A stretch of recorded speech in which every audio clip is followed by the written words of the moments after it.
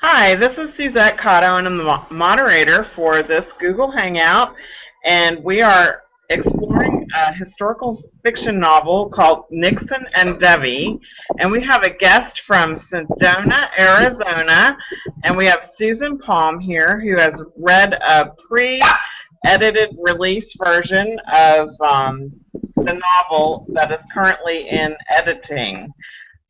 So, Susan, let me start by asking you, what drew you to the novel Nixon and Dovey? I've always enjoyed period pieces, and this had a epic feel to it, much like a Gone with the Wind or a Dances with Wolves. I love the feel of those, epic tales. And I'm a Southern girl, so I also enjoyed the gentility of, being a part of, feeling like I was a part of the old South. There were parts of it that I didn't like the slavery, namely, but I did enjoy just feeling like I was taken back in time and dropped into the Caldwell plantation. It's really fun. So, this historical fiction novel is a romantic and exciting piece of history from the antebellum South. And we get taken on an adventure with the main character, Nixon Curry, and his love interest, Dovey Caldwell. So, out of all of the characters that you experienced in the novel, who was the one that you were drawn to? Who did you like, and who did you experience as someone that you could relate to? I, of course, love Dovey. What's not to love about Dovey? But my favorite character was Judge Henderson, otherwise known as Baldy Henderson. And I was drawn to his integrity, the fact that during a period of intense corruption and impure motives, he had such integrity, and he could not be bought. And he played an integral part in the book as he filled a big void in Dovey's life as a father figure. And I related to that on a personal level because I had a similar experience growing up. And he, by the way, was an attorney, top of his field as well. And so I really related to him and was drawn to that relationship. It was just, it was very precious to me, so on a personal level. Well, we had some great characters. We had some romantic interests, but apparently there are some villains in the story. What did you think of Ben Wilson or Johnny Stimson? Not much. I abhorred them, to be quite honest. The way the author built them up, I could picture in my mind Johnny's evil smile and his brown teeth, and they were heinous to me. They were despicable. I could say some other adjectives, but we're live and we're on air, so I need to censor it somewhat. But it's hard to go from Judge Henderson to Ben and Johnny because they're so opposite. Their vulgarity was off the charts. Their self-interest. I just physically, the picture that I had in my mind, they were repulsive, and it just made my skin crawl to think of what their motives were and how they were pulling it off. And I think I need to stop. I don't want to say anything. They were awful. It is hard to like the villains, and as the first female reviewer of this novel, we're always drawn to things that we can relate to. I know that Nixon, and we call him Nick for short, and Debbie had a love interest. What part of that was special for you?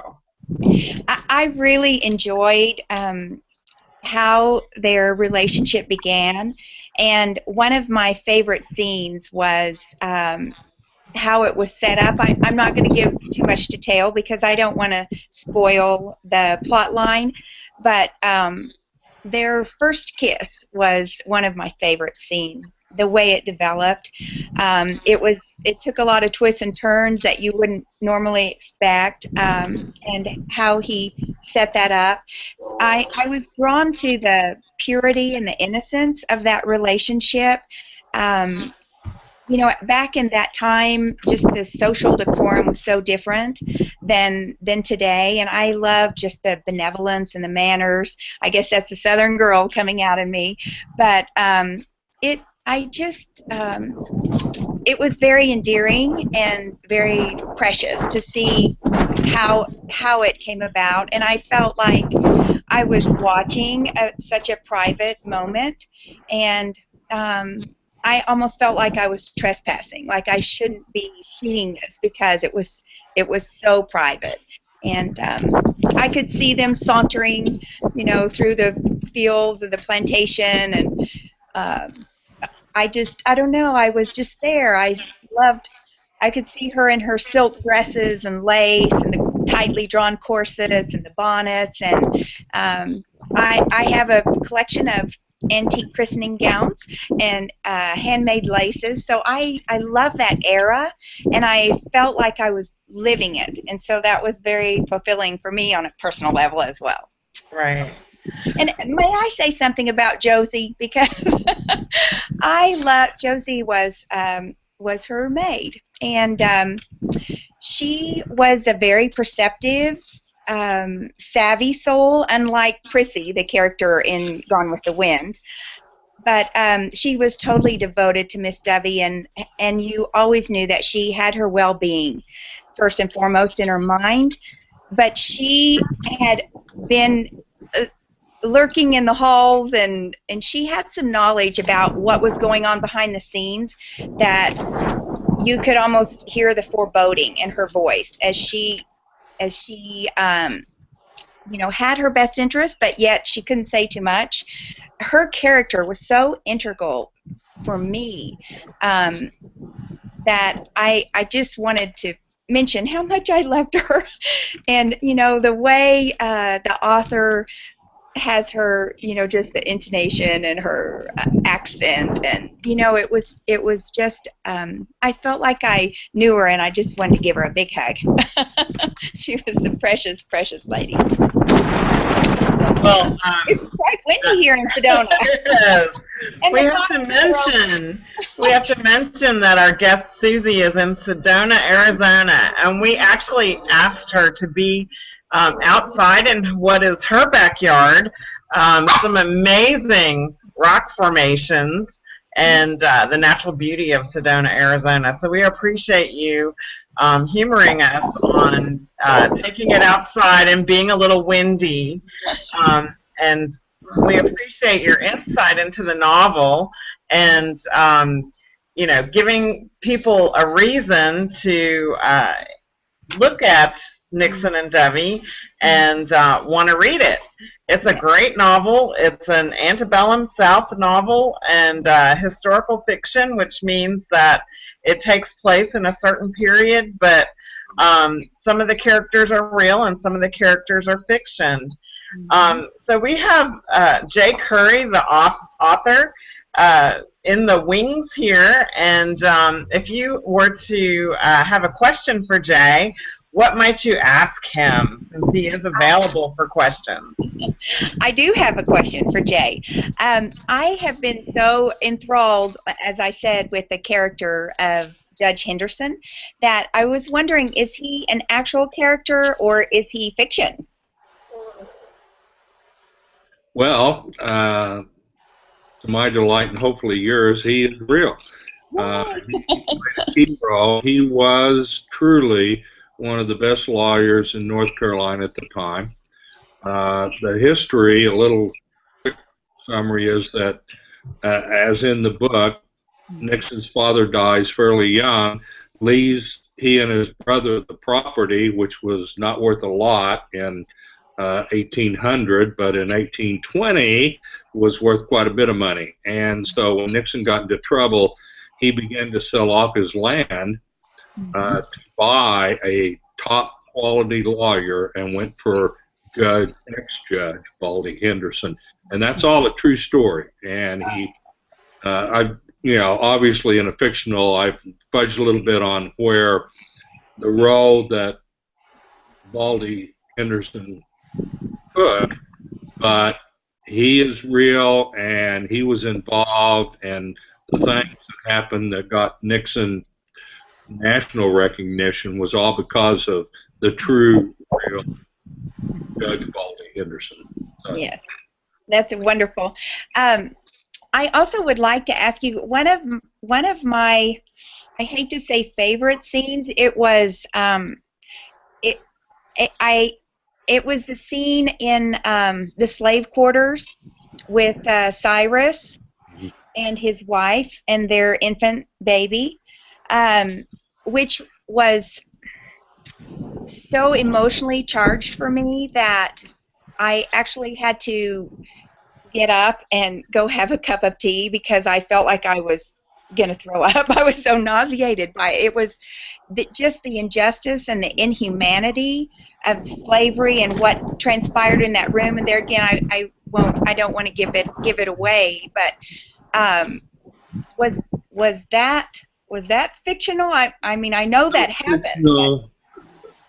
Cyrus Johnson was a real character.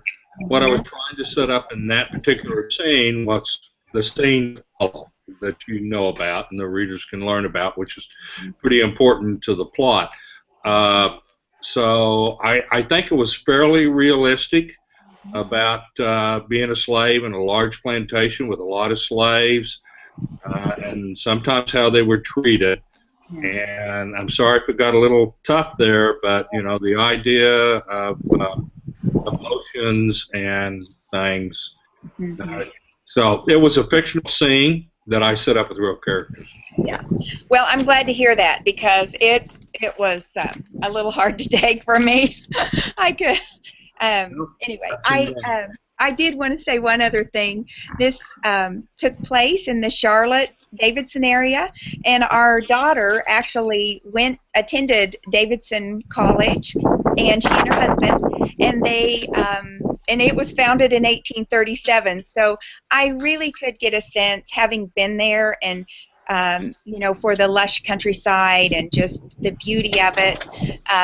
Like I was there, my daughter and her husband live on the 24th floor overlooking a cemetery in the center of Charlotte. And it is, seeing those mass slave graves that are unmarked, and in contrast to the large headstones of, the more wealthy aristocratic, it was a wonderful experience for me. I loved it, and I hope everyone will buy it and read it because it's just an amazing book. You did a wonderful That's really interesting because Davidson College is, I don't know, maybe 2 or 3 miles where the major event of the entire novel occurred. Yes. And it was less than 5 or 6 miles from where the Curry farm was.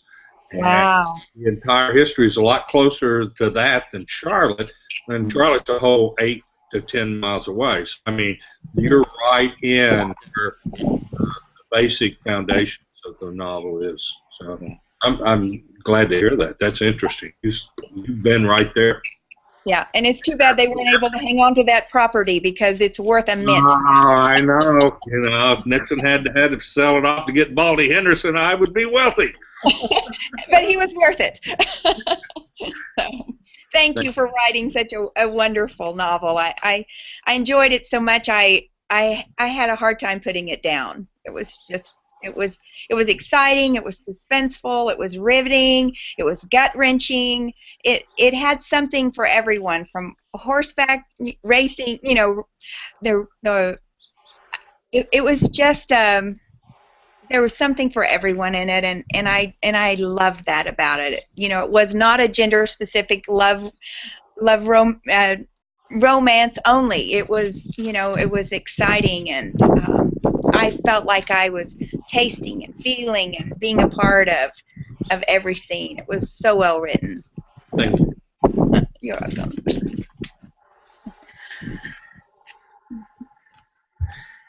Okay.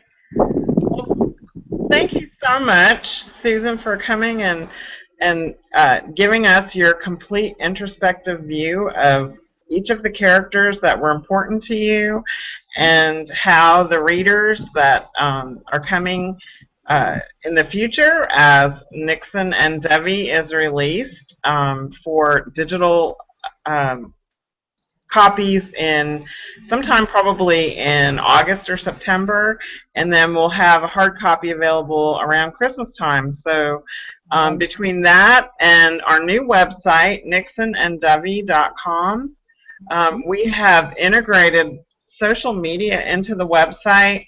We have a Facebook fan page at Nixon and Dovey on Facebook, and we have a Twitter feed. So between the Google Hangouts and the social media, we are really having a global book club that is interactive and invites everyone who wants to read the novel or has read the novel to discuss it, to discuss the historical aspects of it and the characters. It's just a great new way of getting to know a novel in the first sense. So we appreciate Jay coming by tonight and visiting with us, and Susan in Sedona, Arizona.